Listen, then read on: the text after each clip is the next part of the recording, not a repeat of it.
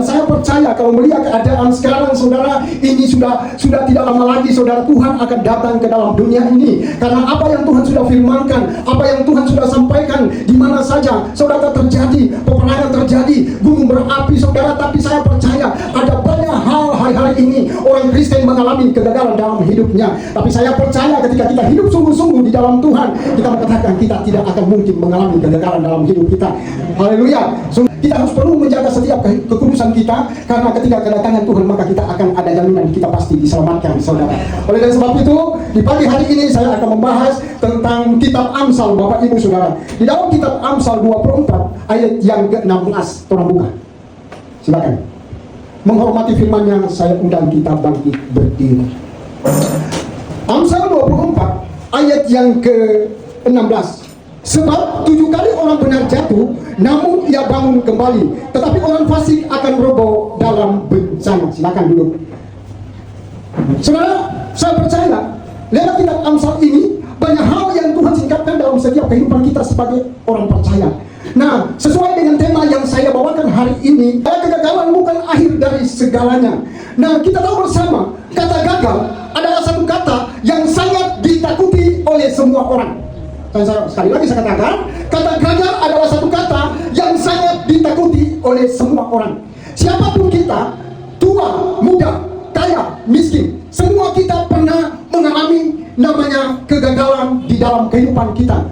Tetapi satu hal yang saya mau sampaikan di pagi hari ini, bagaimana respon hati kita ketika kita melihat keadaan saudara telah mengalami satu kegagalan di dalam kehidupan kita, saudara. Bagaimana respon hati saudara dan saya? Bahkan Alkitab pun berkata, ada yang gagal di dalam, saudara, rumah tangga. Terbukti sekarang ini banyak orang hari-hari ini gagal dalam rumah tangga. Ada yang gagal di dalam masalah ekonomi, ada yang gagal di dalam masalah pekerjaan, bahkan ada yang gagal masalah tentang studi, saudara. Bahkan ada yang gagal di dalam mengiring Tuhan, saudara. Hari-hari ini banyak orang mengalami kegagalan dalam hidupnya, saudara. Alkitab berkata, tokoh-tokoh Alkitab yang Tuhan pakai luar biasa, mereka pun mengalami namanya kegagalan, saudara. Kita tahu bersama, Daud pernah gagal, saudara. Daud gagal posisinya ketika dia jatuh, saudara. Saya mau bilang Daud gagal bukan karena dia ketika dia ada di posisi di bawah, tetapi ingat, ketika dia dipromosikan oleh Tuhan, dia menjadi seorang pemimpin yang luar biasa. Maka kita melihat, maka disitulah kejatuhan Daud, saudara. Daud jatuh di mana? Daud gagal di mana? Daud gagal di dalam dosa persinahan bersama dengan Betseba, saudara. Dan saya percaya tokoh-tokoh Alkitab ini, orang yang dekat dengan Tuhan asli mengalami kegagalan. Dan saya percaya ini adalah satu peringatan bagi kita sebagai anak-anak Tuhan. Jangan sampai kita gagal ketika kita mengiring Tuhan, saudara, hari-hari ini.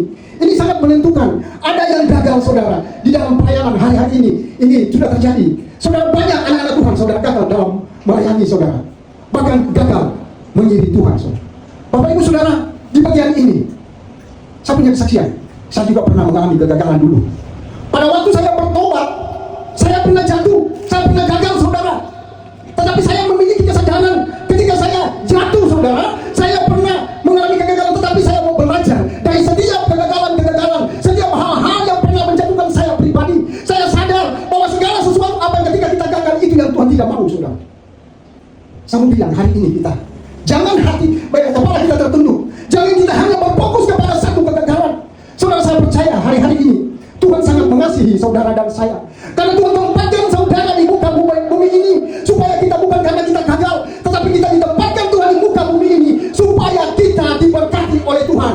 Berkat jasmani, bahkan pun berkat rohani yang Tuhan nyatakan dalam kehidupan kita sebagai orang yang percaya. Siapa lagi tokoh Alkitab yang pernah gagal? Petrus pernah gagal dalam imannya. Dia menyangkal kepada Tuhan, saudara. Dan saya percaya Petrus juga menyadari waktu dia gagal, dia menyadari setiap kesalahan, setiap kegagalan yang dia alami. Dia datang kepada Tuhan, dia memohon ampun. Dia terbuka dengan hati kepada Tuhan bahwa dia mengakui setiap kesalahannya. Tapi saya percaya hari-hari ini ada banyak anak-anak Tuhan, saudara, ketika dia jatuh atau gagal, tidak mau datang kepada Tuhan dan minta ampun, saudara. Dan saya percaya, siapa lagi, saudara? Bangsa Israel yang dipimpin oleh Musa, saudara. Waktu Musa diperintahkan Tuhan ke tanah perjanjian, yaitu berlimpah susu dengan madu tanah Kanaan, saudara. Di situ oleh karena keteguk-teguknya bangsa Israel sehingga membuat Musa gagal masuk apa yang sudah dijanjikan oleh Tuhan. Dan saya percaya, Bapak Ibu Saudaraku, hari-hari ini mari kita harus tetap eksis terus dengan Tuhan. Jangan sampai kita gagal, saudara. Saudara sanggup bilang, tadi kita sudah bilang bahwa Tuhan tidak lama lagi akan datang, saudara. Nah, apa yang sudah difirmankan itu akan terjadi, Bapak Ibu Saudara. Ini waktunya, ini saatnya.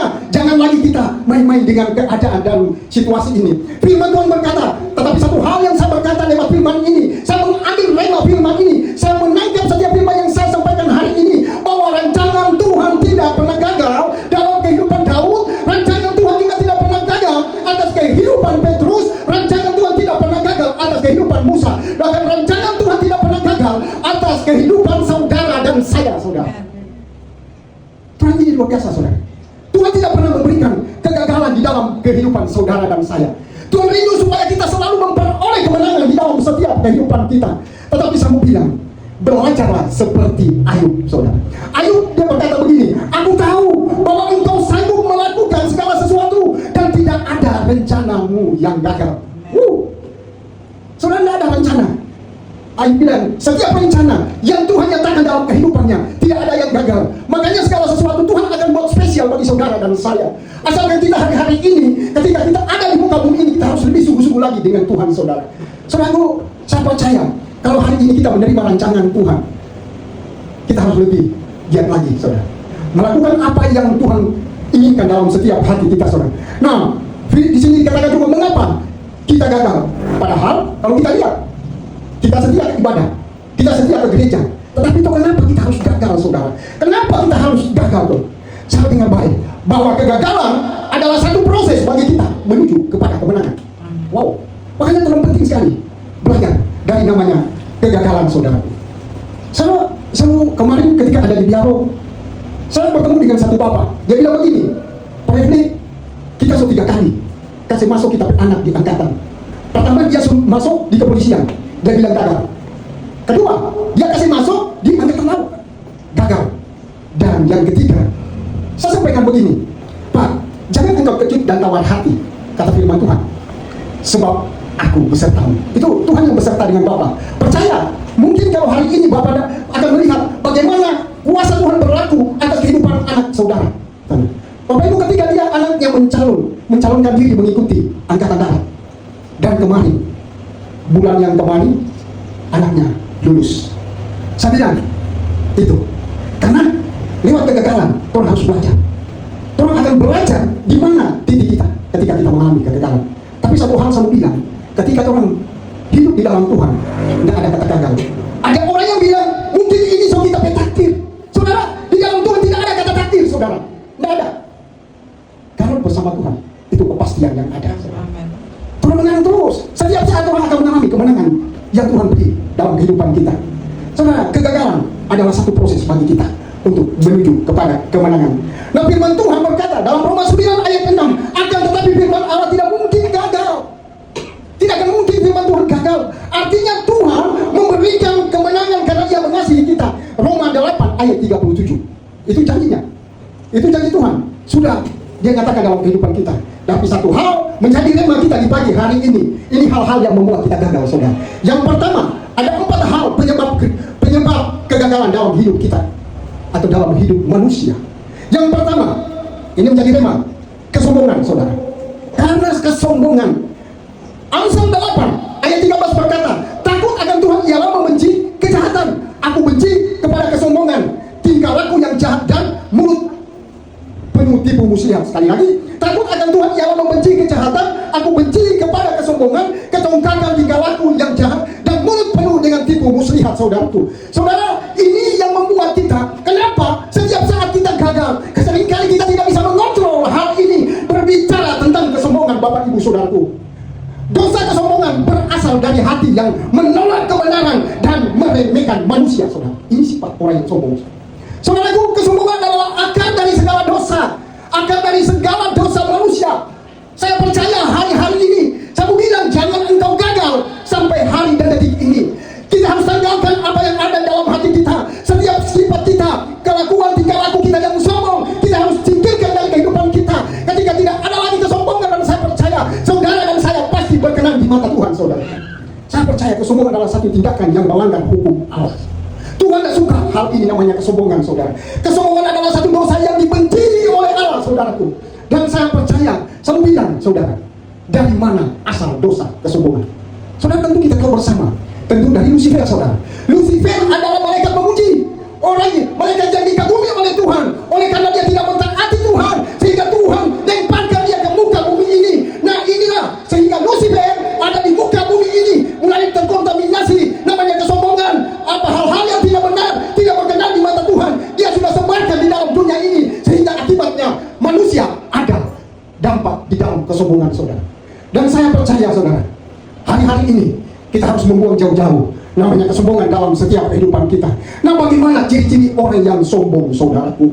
Suka menjatuhkan orang lain. Dan sekarang sombongnya terjadi di gereja Tuhan, di dalam pelayanan, di mana saja saling menjatuhkan satu dengan yang lain. Anak-anak Tuhan saling menjatuhkan dengan yang lain. Bahkan hamba-hamba Tuhan juga saling menjatuhkan satu dengan yang lain. Dan saya percaya apa yang kita lakukan, kalau kita masih sampai hari dan detik ini masih ada di bagian ini kita lakukan, saudara, kita tidak akan mungkin berkenan di mata Tuhan. Tuhan akan menyingkirkan saudara dan saya. Dan saya percaya hari-hari ini mari kita tinggalkan apa yang namanya, saudaraku, saling menjatuhkan satu dengan yang lain. Suka apa memuji dirinya sendiri, itu saudara. Suka puji, oh pelayanan ini kalau nyala kita tidak akan mungkin berhasil. Pelayanan ini kalau kita nyala bikin program tidak akan mungkin jadi, Bapak Ibu Saudara. Dan saya percaya Tuhan juga tidak suka, Bapak Ibu Saudaraku. Nah, suka apa? Menghujat orang lain. Banyak hari-hari ini terjadi. Saudara, saya bilang bahwa kalau posisi ini ada di bagi kita, saudara, kita pasti gagal, saudara. Tetapi Tuhan sangat mengasihi engkau dan saya. Kita harus tetap bangkit terus. Kita harus membuang jauh-jauh. Kita harus setiap hari koreksi diri di dalam kehidupan saudara dan saya. Saya berbicara ini karena saya juga pernah mengalami, saudara. Berbicara tentang kesombongan, saya juga dulu pernah mengalami kesaksian yang, saudara. Dulu ketika saya sebagai seorang pelaut, merasa diri hebat, merasa diri banyak uang, saudara. Di situ mulai kesombongan saya timbul, saudara. Ternyata ketika saya menyadari firman itu ada bagi saya, ternyata segala sesuatu apa yang ada pada saya itu sangat tidak berguna bagi Tuhan, saudara. Saya sadar, saya mulai sadar. Soalnya Bapak Ibu Saudaraku, mari kita harus ubah setiap pola pikir kita, terutama setiap hati kita. Kita jangan sampai ada kesombongan. Saudara, hati sangat berperan dalam kehidupan saudara dan saya. Bahkan hati juga sangat penting di dalam membangun hubungan kita dengan Tuhan. Karena hati juga menentukan kita untuk supaya sebagai tolak ukur kita untuk masuk kepada kerajaan surga, saudara. Dari hati ini, jangan sampai ada kesombongan, saudara. Apalagi saudara tidak mau mengampuni. Ini yang parah. Orang kalau sombong sulit untuk mengampuni. Saudara, saya percaya, saya nggak mau kasih kesaksian jauh-jauh. Ada satu keluarga kami, bahkan sampai Tuhan panggil, dia tidak mau mengampuni. Padahal kita ada di dalamnya, dalam keluarga. Berkali-kali kita bilang harus mengampuni, tetapi dia suka untuk melakukan hal ini. Dan saya percaya pengampunan adalah harga mati bagi kita orang percaya. Saudara, kalau Tuhan yang mengampuni, Tuhan pasti gagal. Saudara, Yesus pun dia diperlakukan dengan berbagai macam tindakan, saudara. Dia tetap melakukan namanya pengampunan. Sampai waktu dia terpaku di atas kayu salib, dia berseru, Bapa, ampunilah mereka, sebab mereka tidak tahu apa yang mereka perbuat. Kok Tuhan sebagai manusia suka untuk mengampuni? Dan saya percaya hari-hari ini, ayo, mari kita berlomba-lomba untuk kita harus selalu setiap saat untuk mohon ampun kepada Tuhan. Kita mau berdamai. Mungkin hari ini engkau dan saya punya persoalan, punya masalah dengan orang lain. Tapi saya percaya hari ini ketika kita dengar firman ini, mari membuka diri, membuka hati kita. Kita berfokus kepada pengampunan, saudara. Saya percaya hari-hari ini pengampunan itu adalah sesuatu yang Tuhan inginkan dalam kehidupan kita. Saudara, kita akan melihat apa akibat orang yang sombong, saudara. Akibat yang pertama, menjadi penghambat dalam pelayanan. Wow, ini akibat. Banyak hari-hari ini anak-anak Tuhan menjadi penghambat di dalam pelayanan, Bapak Ibu Saudara. Susah diatur. Gembala suka kasih program demikian, dia mencoba ingin ubah. Saudara, ini penghambat. Tidak ada penumbukan diri di dalam pelayanan. Orang muda seperti ini penghambat, saudara. Apalagi menjadi penghambat dalam rencana Allah dalam hidup kita. Tuhan yang melakukan segala sesuatu untuk kebaikan kita. Tuhan memberikan satu berkat yang nyata dan luar biasa bagi kita. Oleh karena Tuhan melihat hati kita tidak beres, penuh dengan kesombongan, sehingga Tuhan membatalkan apa yang Tuhan janjikan dalam kehidupannya, saudara. Dan saya percaya hari-hari ini, mari kita sebagai anak-anak Tuhan, kita tetap lakukan terus mempertahankan identitas kita sebagai orang yang percaya, sebagai anak-anak Tuhan, sebagai orang yang ditebus dengan darah Yesus. Kita harus pertahankan terus apa yang menjadi bagian saudara dan saya. Apalagi menjadi penghambat dalam hubungan kita dengan Allah, saudara. Bayangkan, kenapa? Setiap kita berdoa kepada Tuhan, kenapa doa kita tidak dijawab-jawab? Karena Tuhan cek ini hati kita penuh dengan kesombongan, saudara. Apalagi membuat kita gagal masuk ke dalam kerajaan surga. Wow, Tuhan tak ingin. Sebab di surga itu tidak ada orang sombong. Yang di surga itu adalah orang-orang yang suci dan kudus. Saya percaya hari-hari ini mari tema yang pertama berbicara tentang kesombongan. Nah, tema yang kedua di pagi ini yang Tuhan tahu dalam kehidupan saya pribadi adalah karena kita gagal, karena kita tidak taat. Banyak orang Kristen hari-hari ini tidak taat. Hari Minggu ke gereja, sudah tahu program setiap hari Minggu kita harus ada di gereja. Tetapi kenapa kita lebih suka memilih, saudara, di luar sana, di mall banyak? Kenapa orang lebih suka? Karena di sana merasa nyaman. Tapi dengar baik, karena ibadah itu sangat berguna dalam kehidupan kita sebagai orang percaya. Banyak hal ketika engkau dan saya tetap setia untuk datang beribadah, banyak berkat akan banyak janji-janji Tuhan yang genapi di dalam setiap kehidupan kita sebagai orang yang mengasihi Tuhan. Pertama, Tuhan memberkati kita, roti makanan kita. Dan Tuhan berjanji di dalam kita, Keluaran saudara 23 ayat yang ke-25, dia berkata, sakit penyakit kita akan dilalukan, saudara. Dan saya percaya hari-hari ini, kalau engkau hidup dalam firman, saudara dan saya hidup dalam firman, mari ibadah ini menjadi kesukaan dalam kehidupan kita. Karena di dalam ibadah kita saling memberikan solusi. Di dalam ibadah sebagai anak-anak Tuhan saling memberikan satu penguatan satu dengan yang lain. Di dalam ibadah kita akan menerima mujizat Tuhan terjadi. Mungkin engkau dan saya datang di tempat ini mengalami kesakitan, saudara. Kita tidak tahu mungkin pergumulan apa yang Anda lakukan. Tetapi oleh karena Tuhan melihat hatimu sungguh-sungguh datang beribadah, maka di situ Tuhan akan bekerja. Tuhan mengulurkan tangannya, akan memberkati engkau, akan menyembuhkan engkau dari sakit, atau melepaskan engkau dari setiap belenggu-belenggu yang mengikat engkau, saudara. Setia beribadah. Dan hari-hari ini Tuhan menuntut bagi kita juga harus setia berdoa, saudara. Berdoa setiap hari. Berdoa untuk siapa? Tuhan berdoa untuk keadaan dunia ini sementara berperang, saudara. Nah, ini adalah tanggung jawab siapa? Ini adalah tanggung jawab orang-orang percaya. Kita berseru kepada Tuhan supaya perang yang sudah terjadi di luar negeri ini, saudara, akan berhenti lewat kuasa doa. Dan saya percaya sekalipun kita ada di Indonesia, kita berdoa untuk Israel dan Iran, saudara. Kuasa doa tidak pernah terbatas dengan ruang dan waktu. Doa itu ampuh, saudara. Doa itu luar biasa, Bapak Ibu Saudara. Haleluya. Tuhan minta juga kita harus setia baca firman. Ayo, gereja Tuhan, anak-anak Tuhan hari-hari ini dituntut orang harus tetap setia membaca dan merenungkan firman Allah, saudaraku. Nah, Bapak Ibu Saudara yang diberkati oleh Tuhan kita, karena membuat kita gagal karena kita tidak taat, saudara. Tidak taat. Nah, ketidaktaatan adalah satu tindakan yang melanggar hukum Allah. Orang kalau tidak taat, itu tandanya bahwa kita sedang melanggar hukum Allah, saudara. Contoh, Adam dan Hawa. Waktu Tuhan berfirman kepada Adam dan Hawa, Tuhan bilang apa, Bapak Ibu Saudara? Semua pohon yang ada di sekitar Taman Eden ini, buahnya boleh kamu makan, saudara. Tetapi ada satu pohon, ada pengecualiannya, saudara. Tetapi ada satu pohon di tengah Taman Eden, tidak boleh kamu makan. Tetapi oleh karena ketidaktaatan Adam dan Hawa, sehingga Hawa tergoda, tergiur dengan apa yang tawaran oleh iblis pada waktu itu, saudara, sehingga membuat saudara Hawa jatuh di dalam dosa. Bukan cuma Hawa, bahkan Adam juga jatuh, saudara. Sehingga dosa itu sampai hari ini juga terjadi atas kehidupan saudara dan saya. Artinya dosa turunan dari orang nenek moyang, saudara. Dan saya percaya hal ini kita harus perlu belajar berbicara tentang ketaatan. Yunus juga tidak taat waktu Tuhan berfirman pergi ke Niniwe, saudara. Yunus justru tidak mau dengar apa yang Tuhan bilang, tapi dia mengambil keputusan, dia lari dari hadapan Tuhan dan dia lari ke Tarsis, saudara. Nah, akibatnya orang yang tidak taat, akibatnya Yunus masuk dalam perut ikan, saudara. Halo, mari Bapak Ibu Saudara, mari ketika firman ini ada bagi engkau dan saya percaya kita tetap sungguh-sungguh lagi dalam setiap kehidupan orang sebagai anak Tuhan, sebagai orang yang ditebus dengan darah Yesus. Nah, yang ketiga, mengapa kita gagal? Kita gagal karena kita terikat dengan dosa. Kita terikat dengan dosa membuat kita gagal.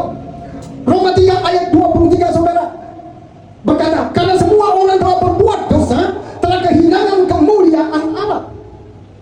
Upah dosa ialah maut. Siapapun kita, kalau kita berbuat dosa, firman Tuhan berkata, kita akan berada di pada posisi maut, saudara. Dan saya percaya, apa akibat orang yang berbuat dosa? Saudara, orang yang berbuat dosa tentu punya akibatnya, Bapak Ibu Saudara. Nah, seperti apa yang sudah difirmankan di sini dikatakan di dalam kitab Ibrani 10 ayat 26 sampai 27. Dia bilang begini, ayat 26 dia bilang begini. Sebab jika kita sengaja berbuat dosa sesudah memperoleh pengetahuan tentang kebenaran, maka tidak ada lagi korban untuk penghapusan dosa itu. Ayat 27 katakan, Tetapi yang ada ialah kematian yang mengerikan, akan penghakiman dan api yang dahsyat yang akan menghapuskan semua orang durhaka. Ini kebenaran firman ini. Kenapa saya suka terima firman ini? Karena ini sebagai tanda awas. Ini adalah menegur saya pribadi, saudara. Saya belajar untuk menghindari. Apalagi orang tahu kebenaran firman Tuhan, tetapi masih suka meresponi setiap dosa. Orang tahu firman Tuhan, masih ada saja yang orang-orang jatuh dalam dosa.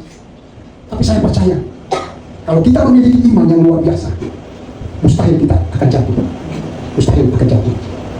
Makanya kita harus perlu tahu firman itu ada dalam hati kita. Saudaraku, apalagi dosa membuat hubungan kita dengan Allah terputus selama 400 tahun. Waktu yang begitu panjang. Saudara, saya percaya ketika manusia jatuh dalam dosa, Tuhan sudah tidak mau lagi berbicara kepada manusia. Bahkan kepada para nabi Tuhan tidak bicara, saudara. Saya bilang, Tuhan tetap bersyukur.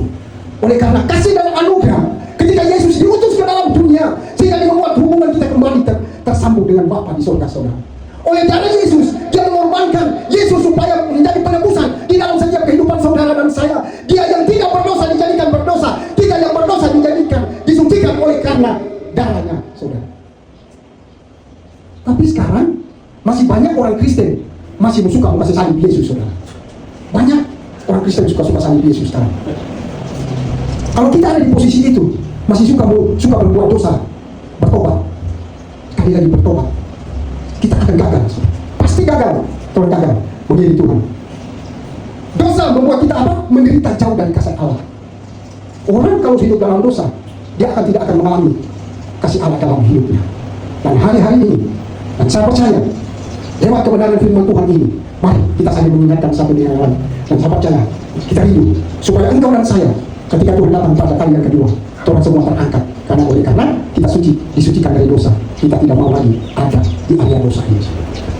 Nah, lima yang terakhir, yang keempat, mengapa kita gagal? Kita gagal karena kita tidak mengandalkan Tuhan. Wow, banyak hari-hari ini anak-anak Tuhan tidak mengandalkan Tuhan. Justru suka mengandalkan kekuatan sendiri. Merasa kita mampu, merasa kita hebat, kita sanggup melakukan A, kita sanggup melakukan B, saudara. Tetapi dengar, Yeremia 17 ayat 5 dia bilang begini firman Tuhan. Terkutuklah orang yang mengandalkan kekuatannya sendiri, yang hatinya menjauh daripada Tuhan. Tuhan bilang terkutuk. Tuhan ini supaya kita harus tetap andalkan Tuhan. Kenapa Tuhan harus perlu andalkan Tuhan? Karena Tuhan sebagai manusia terbatas, Tuhan punya kekuatan, kemampuan manusia itu terbatas. Makanya Tuhan harus perlu melibatkan Tuhan butuh dari apa yang ada pada Tuhan. Tuhan sangat membutuhkan. Soalnya kekuatan Tuhan terbatas. Tapi ketika engkau dan saya setiap hari Tuhan tetap andalkan Tuhan, maka jadinya juga diberkati. Di ayat yang ke-7 dia bilang begini, diberkatilah orang yang mengandalkan Tuhan, yang menaruh harapannya pada Tuhan, saudara. Tuhan bilang diberkati. Apa yang diberkati? Usaha kita diberkati. Apa yang diberkati? Oh, studi kita diberkati. Apa yang Tuhan berkati, saudaraku? Rumah tangga kita diberkati. Apa yang diberkati? Usaha kita akan diberkati oleh Tuhan. Asalkan kita melakukan firman ini, diberkatilah orang yang mengandalkan Tuhan, yang menaruh harapannya pada Tuhan. Setiap saat Tuhan harus tetap berharap kepada Tuhan. Masalah boleh ada, persoalan boleh ada. Saya percaya kita tetap andalkan Tuhan dalam hidup kita.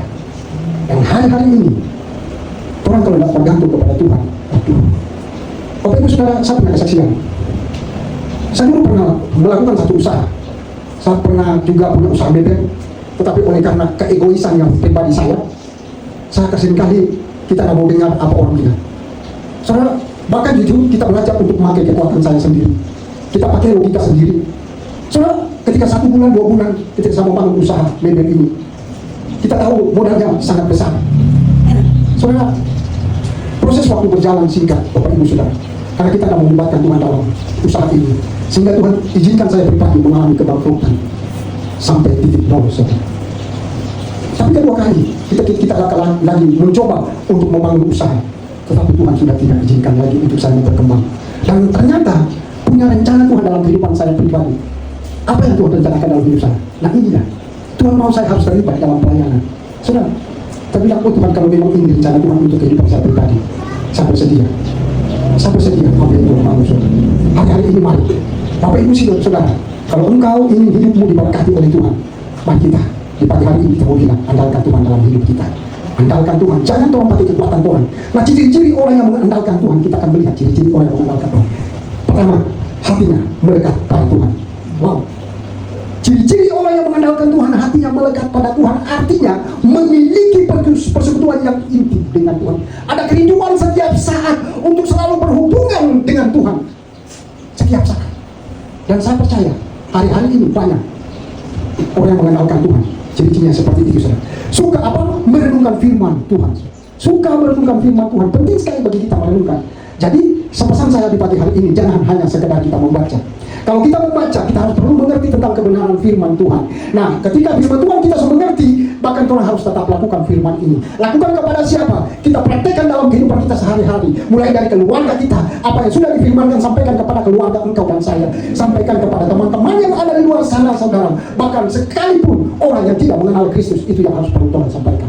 Bapak Ibu Saudara yang diberkati oleh Tuhan. Makanya Mazmur 1 ayat 2 dia bilang begini, tetapi kesukaannya ialah Taurat Tuhan, dan yang merenungkan Taurat itu siang dan malam. Ada kata siang dan malam, artinya setiap saat, malam siang Tuhan tetap merenungkan apa? Merenungkan kebaikan Tuhan dalam kehidupan kita sebagai orang-orang yang percaya. Dan saya percaya ketika kita sanggup melakukan semuanya ini, maka itu Tuhan akan senang melihat tindakan engkau dan saya. Dan hari ini saya mau bilang, mungkin hari ini engkau pernah mengalami kegagalan dalam hidupmu. Sekali, 2 kali, 3 kali, bahkan berkali-kali engkau gagal. Percayalah bahwa Tuhan tidak menginginkan hal ini terjadi atas kehidupan kita, tetapi Tuhan inginkan supaya engkau menerima berkat daripada Tuhan. Tapi belajar juga kita dari setiap proses kegagalan yang kita alami. Sebab di balik kegagalan ada kemenangan yang Tuhan sediakan dalam kehidupan engkau dan saya. Saya percaya lewat kebenaran firman Tuhan yang singkat ini menjadi satu pedoman, menjadi satu kekuatan dalam kehidupan kita sebagai orang yang mengasihi Tuhan. Terpuji nama Tuhan.